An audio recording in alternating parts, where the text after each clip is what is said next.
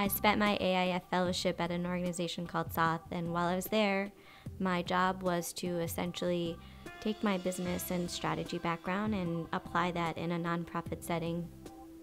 I just started my fellowship and someone was like, you should go to the URC, which is called an Urban Resource Center, and meet the staff.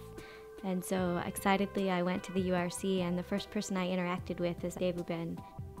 And she's actually the manager of the Urban Resource Center. Within like 5 or 6 minutes of meeting her, I knew that she was someone amazing.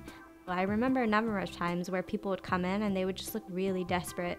And first she would say, okay, calm down, sit down, let's talk about this. I'm sure that everything is going to be okay. And she would almost be their partner through whatever it was that they were going through.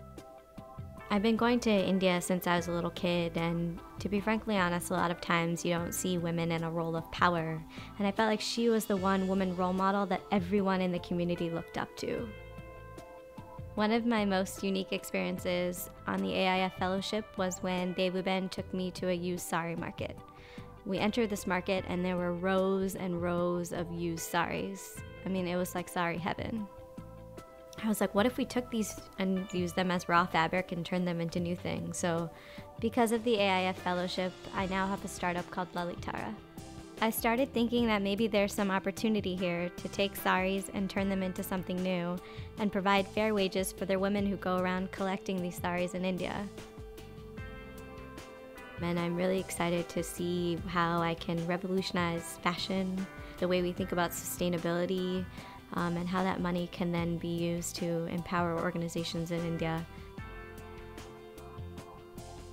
Through AIF and Devuben, what I've learned is leadership is about creating a vision and getting people to buy into your vision, and then using that vision to inspire and empower other people. And so when I think about my time as a fellow and my relationship with Devuben, and I think about how she inspired people in the slums, I really think she has great leadership qualities.